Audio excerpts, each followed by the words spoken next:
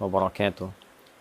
الحمد لله رب العالمين الذي رزقنا بنعمة رمضان المبارك، فنحمده حمدا كاملا ونشكره شكرا تاما على هذه النعمة الكبيرة، والصلاة والسلام على رسول الله سيدنا محمد الذي رزقنا بكوننا أمة له، فصلوات الله عليه وسلامه التام الذي دلنا على خير العمل في هذا الشهر المبارك.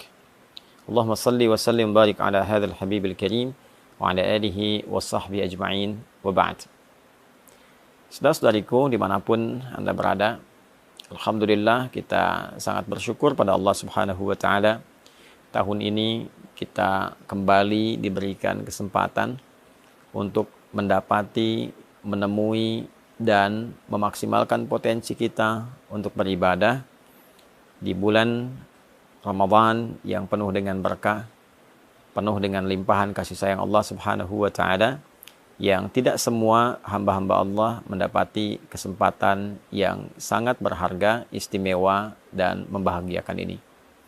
Untuk itu, penting kiranya kita mengetahui beragam keistimewaan dimaksud, sehingga dengan itu memberikan motivasi yang besar dan mendalam kepada kita untuk menyusun strategi, menyiapkan kurikulum amal, sekaligus memotivasi diri kita untuk senantiasa bersemangat dalam menjalankan semua kurikulum amalan yang telah kita dapati itu.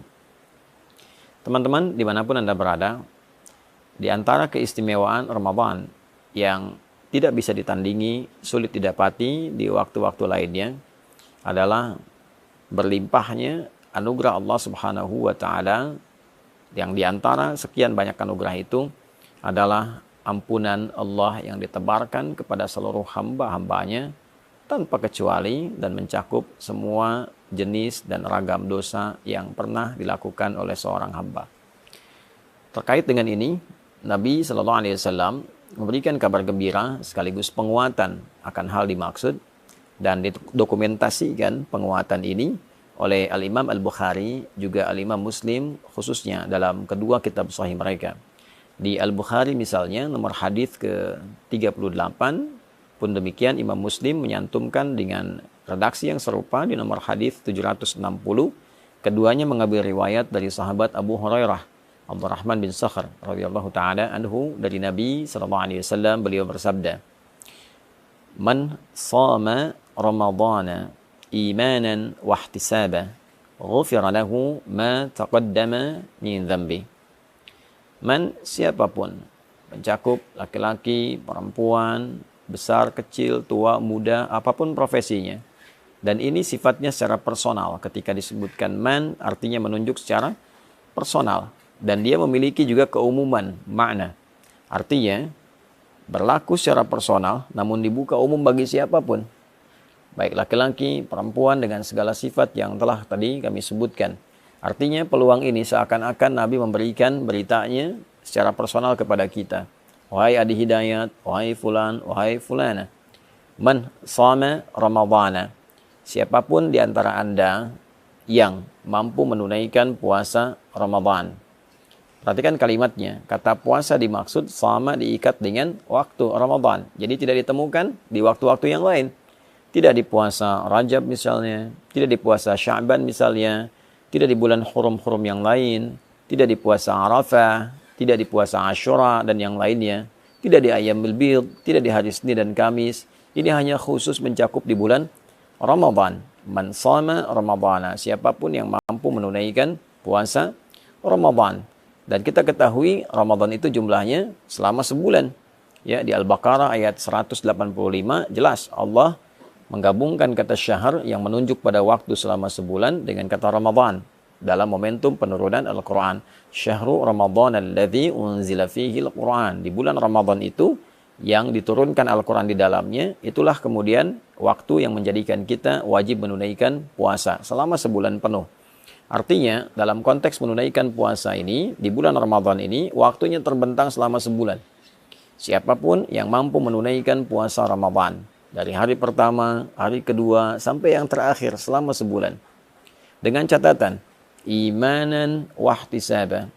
imanan, ia kerjakan karena imannya, karena keikhlasannya pada Allah Subhanahu wa taala, keyakinannya untuk menyembah, mengagungkan dan menaati perintah Allah Subhanahu wa taala. Karena kalimat iman itu sandingannya adalah amal saleh. Jadi begitu disebutkan iman, pembuktiannya amal saleh. Misal Quran surah 103, wal 'asr innal insana lafi khusr illa alladziina amanu wa 'amilus shalihat. Jadi untuk menunjukkan seseorang beriman itu, maka pembuktiannya lewat amal saleh. Ya, pengertian terbaliknya, mafhum mukhalafahnya, ketika seseorang menunaikan amal dan disebut dengan saleh, maka tujuan utamanya adalah untuk membuktikan keimanannya. Kepada siapa? Kepada Allah. Jadi bukti iman itu adalah taat. Taat itu wujudnya adalah amal saleh, perbuatan kita yang ditujukan karena Allah Subhanahu wa taala. Karena itulah ketika satu kata yang menunjuk pada ibadah kemudian disandingkan dengan kata iman, ingin memberikan kesan bahwa syarat penunaian ibadah itu dianggap benar, dianggap baik jika memang ditujukan untuk kepentingan imannya. Dalam arti dilakukan karena Allah Subhanahu wa taala. Karena kalimat iman pertama dalam Al-Quran dan disifati dengan kata ghaib, wujudnya adalah penyembahan dalam bentuk salat. Al-Baqarah ayat ketiga, alladzina yu'minuna bil ghaibi wa yuqimunas shalah. Itu orang-orang takwa itu, orang yang mampu mengimplementasikan imannya ketika dia yakin pada Allah walaupun belum tampak dalam pandangannya, lalu dia buktikan keyakinan yang kuat itu dengan cara menyembahnya melalui salat. Maka dari itu, ketika puasa diikat dengan kata iman, ini ingin memberikan kesan batasan bahwa orang-orang yang akan mendapatkan jaminan keistimewaan di bulan Ramadan ini adalah syarat pertamanya, dia menunaikan puasanya hanya karena Allah, untuk membuktikan keimanannya kepada Allah. Itulah sebabnya pembuka kewajiban puasa, ayatnya diawali dengan kata panggilan iman. Ya ayyuhalladzina amanu. Al-Baqarah ayat 183. Hai semua orang yang telah menyatakan beriman. Kutiba alaikumussyam.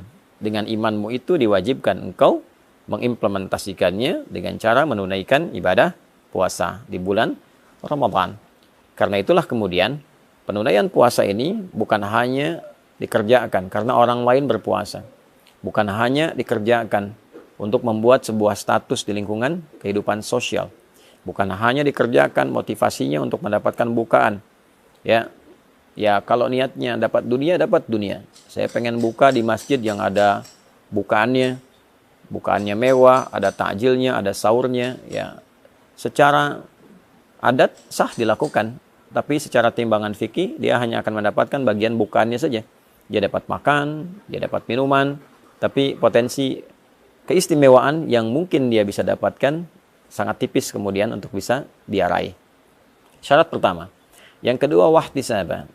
Ada iringan evaluasi diri. Ada muhasabah di dalamnya. Ada harapan mendapatkan pahala dari Allah Subhanahu wa ta'ala. Jadi yang dia harapkan ridha Allah, yang dia harapkan adalah Allah senang dengan puasanya. Lalu dia iringi dengan evaluasi diri dalam setiap puasa. Apa yang menjadikan selama ini belum kenal Allah? Kenapa selama ini imannya tidak terasa kuat? Kenapa selama ini ketika Allah panggil, rasa-rasanya telat untuk merespon? Dia evaluasi dari ujung kepala sampai dengan ujung kakinya. Maka ketika seorang menunaikan puasa dan dia kerjakan karena Allah, dia tinggalkan makannya lillah karena Allah. Bukan karena sekedar hanya ikut orang tren puasa. Dia tinggalkan minumnya karena Allah. Dia tinggalkan hubungan syahwatnya sementara waktu karena Allah. Dan dia jaga hukum-hukum Allah. Dia evaluasi dirinya. Ya, maka apa yang Allah berikan kepadanya? Ghufira lahu ma taqaddama min dzambi. Sepanjang dalam puasanya, dia mencoba evaluasi diri, dosa fikirannya, dosa telinganya, dari mulai mendengar yang salah, dosa lisannya bertutur yang keliru, dosa pandangannya melihat yang tidak benar, sampai ujung kakinya. Itu berpotensi saat ia berbuka, diampunilah dosanya oleh Allah Subhanahu wa ta'ala. Dari mulai dia niatkan puasa, dia jalani sampai berbuka, benar dia lakukan itu, ghufira lahu ma taqaddama min dzambi. Ada peluang diampuni semua dosa-dosa yang pernah ia kerjakan. Itulah yang menyebabkan orang puasa itu ketika akan berbuka, dia merasakan kebahagiaan yang sangat luar biasa. Bukan sekedar karena dia telah selesai menuntaskan tugasnya, dan dia akan berbuka begitu mendengar azan, ada satu gejolak dalam dirinya, aura yang berbeda dari biasanya, mendorong ia untuk berbahagia karena sekarang waktunya berbuka. Karena itu dalam hadis dikatakan farhatani lis-shaimi farhatani, bagi orang puasa ada dua kebahagiaan, ya. Farhatun inda yuftir, indama yuftir, satu kebahagiaan atau kama qala Rasulullah SAW, diraihnya ketika ia sedang berbuka, ya. Dan yang kedua, farhatun adalah satu kebahagiaan indama yalqa rabbahu bisyamihi, ketika ia kembali kepada Rabbnya dengan pahala puasa yang ditampilkan kepadanya.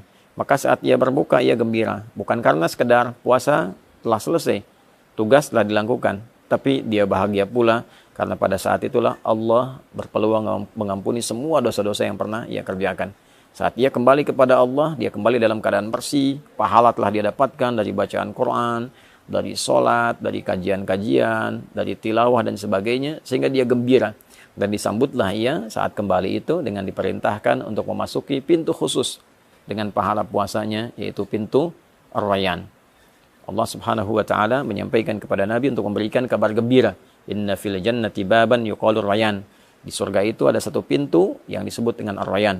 La yadkhuluhu illa as-shaimun. Tidak akan dimasuki oleh hamba manapun kecuali ahli puasa. Di antara ahli puasa itu ada yang menafsirkan rajin puasa, tapi juga pengertian spesifiknya adalah orang yang berhasil menunaikan puasanya yang ia kerjakan karena Allah, dan dia mengevaluasi diri seperti disifati dalam hadis Nabi SAW yang telah tadi diuraikan. Fa'idha dakhaluhu ughliqa, kalau sudah masuk orang-orang dengan sifat ini, maka segera ditutup. Tidak ada orang lain yang bisa masuk kecuali memiliki karakter yang serupa. Jadi teman-teman, dimanapun berada, saya ingin mengajak pada diri pribadi dan kita semua untuk saling mendoakan. Dari mulai sejak awal kita menjalani ibadah puasa ini sampai ujungnya, tidak ada di antara kita yang tidak punya kesalahan. Tidak ada di antara kita yang tidak punya dosa. Yang dibawa ke akhirat bukan berapa banyak uang kita, bukan berapa tinggi status kita, bukan berapa luas ilmu kita, bukan berapa kuat tenaga kita. Yang dibawa pulang adalah timbangan antara pahala dan dosa. Berapa banyak amal salehnya, berapa banyak amal salahnya. Ketika ditimbang, apa yang bisa menutupnya? Maka kasih Allah menghadirkan Ramadan untuk kita, bukan yang lain, memberikan sebuah kesempatan yang dalam agar kita mampu memanfaatkannya dengan mengevaluasi diri dan berharap Allah membuat kita lebih baik dibandingkan dengan hari-hari sebelumnya. Nabi SAW bersabda dalam satu hadis yang didokumentasikan oleh Imam Al-Hakim An-Naisaburi dalam kitabnya Al-Mustadrak. Satu kali Nabi SAW bersabda, wa kama qala raghima anfu rajulin liman adraka ramadana falam yughfar lahu. Sangat tercoreng kehormatan seorang muslim, sangat terhina, sangat jauh dari rahmat Allah seorang yang disampaikan kepada bulan Ramadan, tapi ia tak mampu mengkreasikan kesempatan yang diberikan untuk mendapatkan ampunan Allah Subhanahu wa taala. Semoga Allah memuliakan kita, mengampuni dosa-dosa kita, memberikan kesempatan terbaik untuk mengisi sisa kehidupan kita dengan lebih mulia, dan mewafatkan kita dalam keadaan husnul khatimah. Allahumma taqabbal minna innaka antas sami'ul alim wa tub 'alaina innaka antat tawwabur rahim. Allahumma ighfir lana dhunubana ya Allah, ma qaddamna wa ma akharna, saghiran wa kabira. Allahumma rabbana atina fid dunya hasanah wa fil akhirati hasanah wa qina adzaban nar. Wa sallallahu ala sayyidina Muhammad wa ala alihi wa sahbihi ajma'in. Wa akhiru da'wana subhanakallahumma rabbana wa bihamdika asyhadu an la ilaha illa anta nastaghfiruka wa natubu ilaik. Walhamdulillahi rabbil alamin.